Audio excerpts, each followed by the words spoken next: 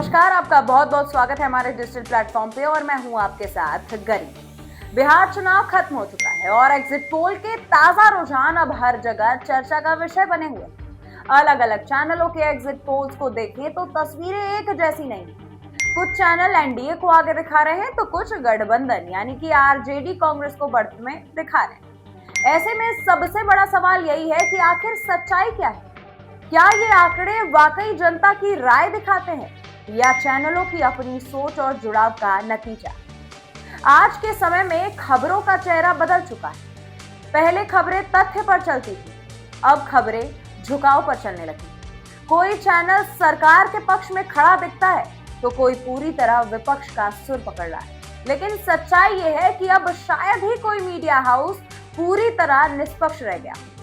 हर किसी का झुकाव कहीं ना कहीं किसी ना किसी राजनीतिक दल की तरफ दिख रहा है और यही झुकाव एग्जिट पोल्स में भी अब दिखने लगे। दोस्तों, एनडीए के पक्ष में आने वाले पोल्स ये दिखाते हैं कि बिहार में नीतीश कुमार और मोदी फैक्टर अब भी असर में।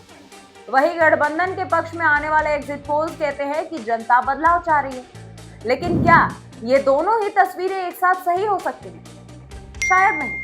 दरअसल एग्जिट पोल अब सिर्फ आंकड़ों का खेल नहीं रहा, बल्कि धारणा बनाने का जरिया बन गया।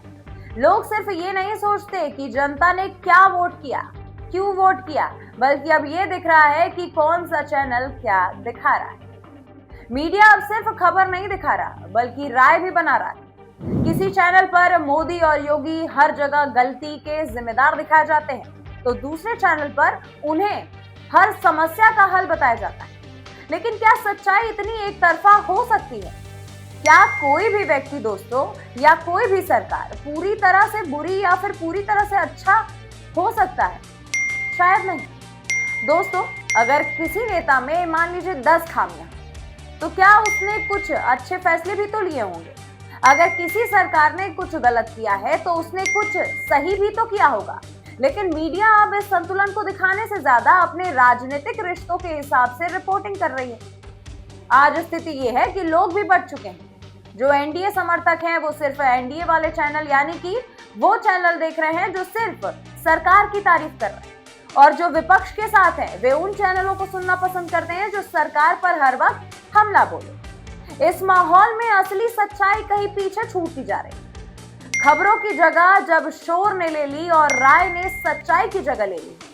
लेकिन असली फैसला किसी चैनल या आंकड़े निकालने वालों के हाथ में नहीं, जनता के हाथ में। बिहार की जनता ने वोट डालकर अपना फैसला मशीन में बंद कर दिया है। अब 14 तारीख को जब नतीजा आएगा तभी पता चलेगा कि किसकी बात सच्ची है और किसकी सिर्फ हवाबाजी। इस पूरे माहौल में एक बात जरूर साफ हो गई है कि देश में मीडिया की साख अब सवालों के घेरे में। खबरों का काम सवाल उठाना है, लेकिन झुक कर नहीं, खड़े होकर। किसी नेता की आलोचना होना लोकतंत्र के लिए जरूरी है, लेकिन अगर आलोचना नफरत में बदल जाए तो खबरों का मतलब ही खो जाता है। अगर मीडिया किसी पार्टी का प्रचार मंच बन जाए तो जनता का भरोसा बिल्कुल टूट जाता है। इसीलिए दोस्तों, जरूरी है कि लोग खुद सोचें और खुद ही समझें। हर खबर को आंख बंद करके ना माने, बल्कि सवाल करें कि कौन बोल रहा है, ये बात क्यों बोल रहा है और किसके लिए बोल रहा है। यही असली जागरूकता है, यही असली लोकतंत्र है। बिहार में वोटिंग हो चुकी है। 14 नवंबर को जब नतीजे आएंगे तब ये साफ हो जाएगा कि बिहार की जनता ने किसे चुना। लेकिन इससे बड़ा सवाल ये भी रहेगा कि क्या मीडिया सच दिखा पाए या राजनीति का हिस्सा बन पाए। जनता जब सब देख रही है और शायद इस बार जनता सिर्फ नेता ही नहीं, मीडिया का भी फैसला करेगी।